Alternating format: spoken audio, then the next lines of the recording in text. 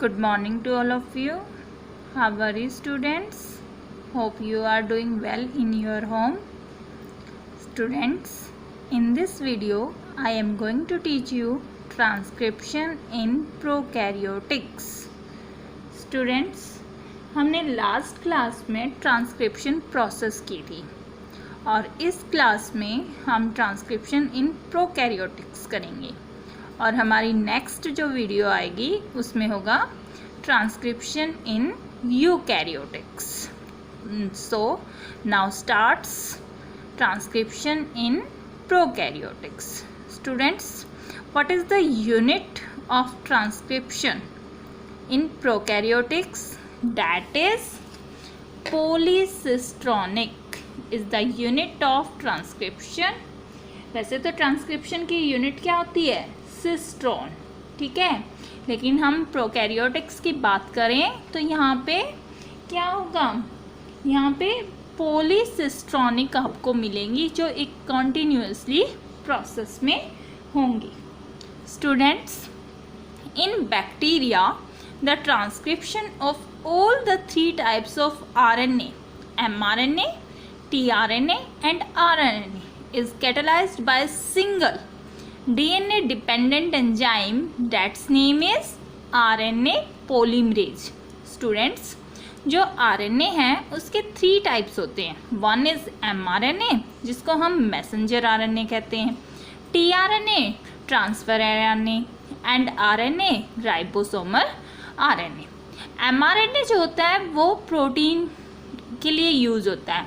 Amino acid के sequence को बोलते हैं मैसेंजर. एंटी ट्रांसफ़र जो अमीनो एसिड को राइबोसोमल RNA तक ट्रांसफ़र करने में हेल्प करता है. इसके नाम से ही इंडिकेट हो रहा है ट्रांसफ़र. एंड rRNA जो होता है ribosomal, it means that help in to made up of ribosome. और राइबोसोम बनने के बाद क्या होता है? mRNA को रीड आउट करने में हेल्प करते हैं. तो हम ये कह सकते हैं कि RNA के तीनों टाइप्स एक दूसरे के लिए फंक्शन करते हैं. ठीक है, और बैक्टीरिया के अंदर जब ट्रांसक्रिप्शन प्रोसेस होती है, ट्रांसक्रिप्शन प्रोसेस हमने क्या बताई थी? DNA से RNA बनना. और जब DNA से RNA बनता है तो उसको हम क्या बोलेंगे कि वो एक एंजाइम की हेल्प से बनेगा, डैट इज RNA पोलीमरेज. ठीक है स्टूडेंट. अब ई कोलाई जो है उसको क्वीन बोला जाता है बैक्टीरिया की. ठीक है, ई कोलाई को इस्चर्जिया कोलाई. ये कह रहा है द RNA पोलीमरेज, जो RNA पोलीमरेज है ये कोफैक्टर से और एक सिग्मा फैक्टर से मिलकर बना होता है. कोफैक्टर में 5 यूनिट्स होती हैं. One is beta dash, alpha and alpha dash and omega. ये पांचों यूनिट मिलके कोफैक्टर बनाती हैं और ये कोफैक्टर सिग्मा जो फैक्टर होता है उसको बाइंड अप करके रखता है और फिर ये कैटालाइज प्रोसेस में हेल्प करती है. अब जो ट्रांसक्रिप्शन प्रोसेस है उसके 3 स्टेप होते हैं. One is initiation, second elongation and third is termination. Students, look at this diagram. This is the initiation process. Students, ये हमने एक DNA स्ट्रैंड लिया है. This one is the 3' to 5' strand and this one is the 5' to 3'.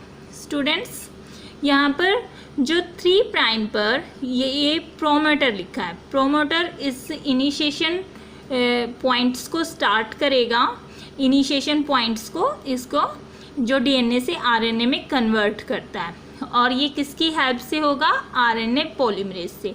हमने अभी discuss किया है RNA polymerase में क्या होता है. This one is a enzyme and there is a cofactor plus sigma factor. This one is the sigma factor and cofactor have beta dash, alpha dash and omega units present in cofactor. ये देखो, अब ये second process है. This one is the elongation.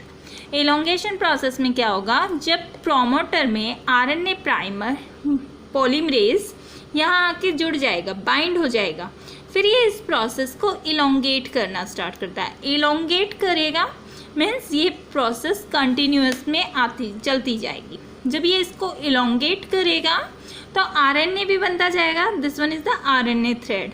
और जब RNA यहाँ पे बन रहा है तो ये क्या करेगा, सिग्मा जो फैक्टर है उसको ये लूज कर देगा। ठीक है, जब ये यहाँ से इसको लूज कर देगा तो सिग्मा फैक्टर यहाँ से बाहर आना स्टार्ट हो जाएगा और आरएनए एक साइड में बनना स्टार्ट हो जाएगा। एकदम से बाहर नहीं आएगा ये, इस प्रोसेस से ये धीरे धीरे यहाँ से स्किप करना स्टार्ट कर देगा। इसके बाद क्या होगा स्टूडेंट्स, ये देखो ये आरएनए हमारा कंप्लीट रेडी हो चुका है और ये प्रोसेस स्टॉप कब होगी, ये टर्मिनेशन पॉइंट पर स्टॉप होगी। ये कब स्टॉप होगी, जब यहाँ पर एक रो फैक्टर आकर, जैसे यहाँ से सिग्मा फैक्टर बाहर निकलेगा तो एक रो फैक्टर, ये भी एक प्रोटीन का सीक्वेंस होता है रो फैक्टर यहाँ आरएनए पॉलीमरेज से आकर बाइंड कर देगा। जैसे ही रो फैक्टर आरएनए पॉलीमरेज से बाइंड अप करेगा तो ये इसका टर्मिनेशन पॉइंट हो जाएगा। ये डीएनए के पास एक टर्मिनेशन पॉइंट होता है, इससे आगे डीएनए आरएनए में सिंथेसाइज नहीं होता। देखो स्टूडेंट्स, हम एक बार फिर से रिवाइज करते हैं। जो इनिशिएशन था यहाँ पे क्या था, sigma factor recognise the start signal को हमने स्टार्ट कर दिया, सिग्मा फैक्टर ने उसको ढूंढ लिया and promoter regions on the DNA which then along with the RNA polymerase bind up हो जाएंगे और इनिशिएट कर देंगे किसको, ट्रांसक्रिप्शन प्रोसेस को। आफ्टर इट क्या होगा, elongation. The RNA polymerase after initiation of RNA transcription lose the sigma factor, lose करेगा but continuously polymerization होता रहेगा। किसका polymerization होगा, राइबोन्यूक्लियोटाइड्स जो RNA की यूनिट है, ठीक है, जो क्या बनाएगी, RNA को बनाएगी टू फॉर्म द RNA। इसके बाद हमारा टर्मिनेशन पॉइंट आएगा। टर्मिनेशन पॉइंट में क्या होगा, एक ऐसा रीजन डीएनए में जो आरएनए पॉलीमरेज इज सेपरेटेड, और सेपरेट हो जाएगा डीएनए और आरएनए हाइब्रिड मीन्स एक डीएनए का स्ट्रैंड और एक आरएनए का। This is done by rho factor. और प्रोकैरियोटिक्स में mRNA does not require any processing, किसी प्रोसेस की जरूरत नहीं होती। So both transcription and translation दोनों ही साइटोसोल में होती है और ये क्या है, कंटिन्यूस में चलती रहती हैं। It can be said that transcription and translation are the couple together, means transcription and translation process दोनों एक साथ प्रोकैरियोटिक में होती हैं, इसलिए इनको कपलिंग रिएक्शन भी कहते हैं या कपलिंग प्रोसेस भी बोलते हैं। ठीक है students, thank you, have a nice day.